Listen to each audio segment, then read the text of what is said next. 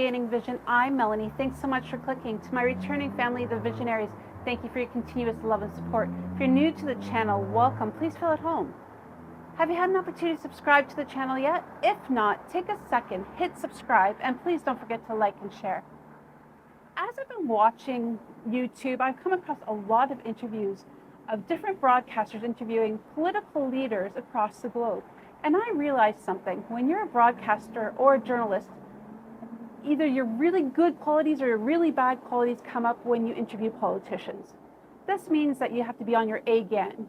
You need to make sure that you are holding three really important factors at the forefront of any interview with any difficult politician. And why do I say difficult politician is we know all politicians have an agenda, a narrative that they want to convey, and they want to control the interview. So you have to be on your A game and bring it all. And recently I came across an interview where a broadcaster was interviewing Julius Malema. Now we know that Julius Malema is one of the hardest individuals to interview because he speaks firmly, confidently, and has an agenda to make sure his message is coming across the right way. We also have to keep in mind that broadcasters may have a persona that they're trying to convey to their audience, a style that they're hard or they're cool, whatever it might be.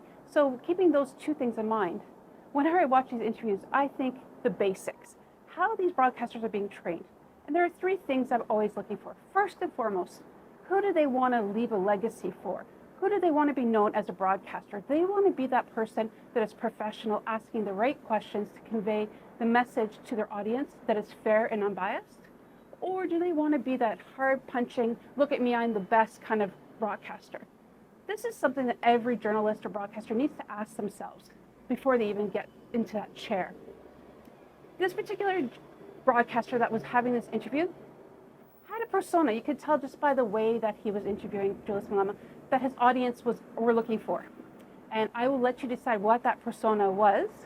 And the second piece is that every broadcaster or journalist must always be prepared. Now this means obviously be prepared for your interview, do your research, have the questions you want to ask, but also be prepared of what's happening in the world. Be educated and informed in case something comes up out of one of the answers that your interview gives you. If you're not prepared and educated and informed, the interview can go right off the rails.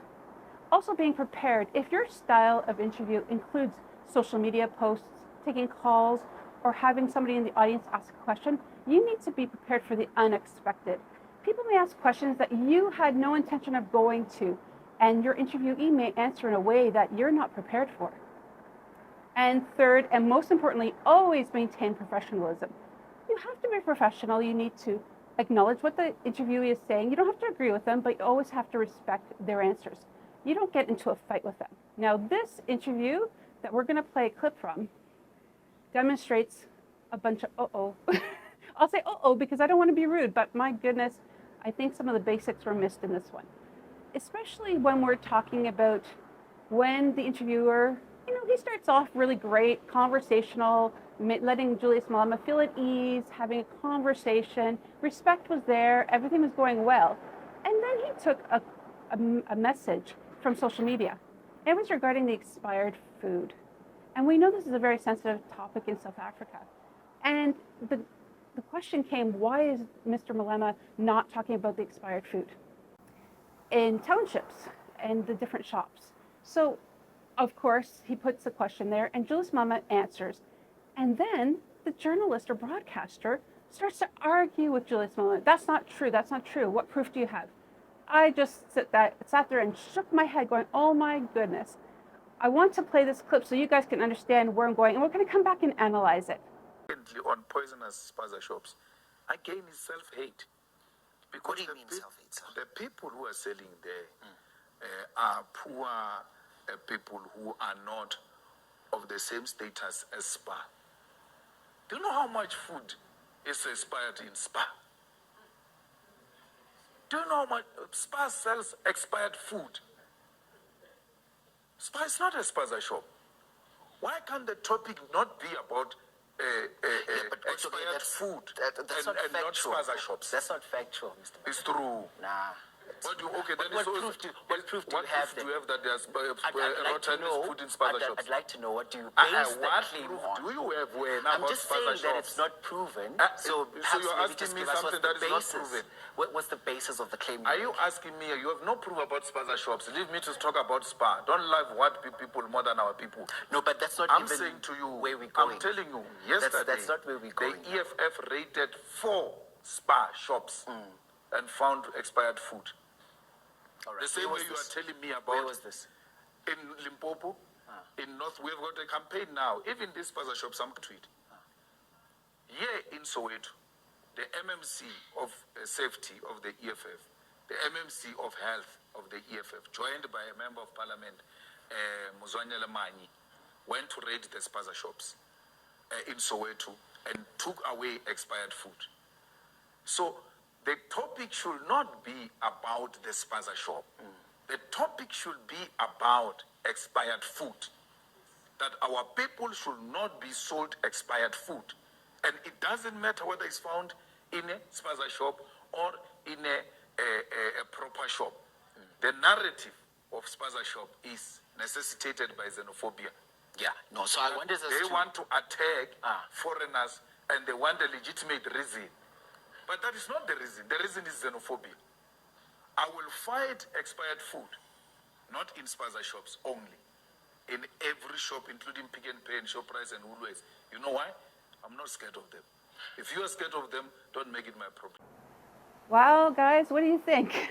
Did the broadcaster handle it well? Now, I will say this. Julius Malema is running for president. He is a leader of the EFF. And obviously, he's not going to lie in an interview. He has his information and backing up of information before he's going to talk to something. If he's talking about SPA and having proof that they were raided and they were selling expired food, you know it's going to be true, even if you don't think so. And perhaps the journalist or broadcaster was arguing with him because he didn't have that proof. This is what I talked about being prepared. You need to do research. The EFF and Member of Parliament members went and raided those SPA stores the day before this interview took place. So why was he not aware? Why did he not know that? And even if he didn't agree with him, you could have handled it a lot differently. He could have said, I wasn't aware of that. I'm going to have to follow up with that after the interview. There's a lot of ways you can handle it, but it was as if this broadcaster wanted to be hard and questioning, and you don't do that with Julius Malema of all people, because you know Julius Malema is going to stand his ground firm and whatever. I'm not saying all broadcasters and journalists should bow to their interviewees. That's not what I'm saying, especially politicians. It's important to ask the hard questions, but never argue. It's not effective. Perhaps if you're on the Jerry Springer show and you want that for ratings, maybe so. But in a professional national TV interview, that's not the way I would go. So let's recap. We have, who do you want to be, your persona? What do your legacy you want to be as a broadcaster or journalist? Not sure about this gentleman, but perhaps he wants to be known as that guy that asks some tough questions. Secondly, be prepared. He was prepared for the interview, but he wasn't prepared on what was going on around in South Africa, as well as what may come up on social media or in the audience questions. The other thing I wanted to mention in this one was definitely that when you need to take a break as a broadcaster, I get it, you got to pay your bills, but never cut off your interviews with just in the middle of a sentence. Just say, okay, we'll come back to you in just a minute, got to take a break, whatever it is. And this guy just kept cutting him off. It was kind of a little bit rude in my opinion. Third and foremost, always be professional. No matter if you agree with your interviewee or not, never fight or argue with them. Agree to disagree and leave it at that. Again, I understand it's a tough interview with Julius Malema, and I wouldn't have wanted to be in this broadcaster's shoes, but definitely 3 things. Who do you want to be as a broadcaster, and what's your legacy? Always be prepared for the unexpected and everything around the interview. And third and fourth, always be professional. These 3 things seem simple, and yet every interview with a politician, I noticed a broadcaster or journalist seem to struggle. They're either really, really good or they're really not so good. So I'd love to hear your thoughts and ideas. Please drop your thoughts in the comments. Let's have a discussion. And again, if you have any other broadcasters or journalists you think do really well with politicians or not so good, let me know and let's have a conversation. Hit that notification button, like and share, and we'll see you next time. Bye.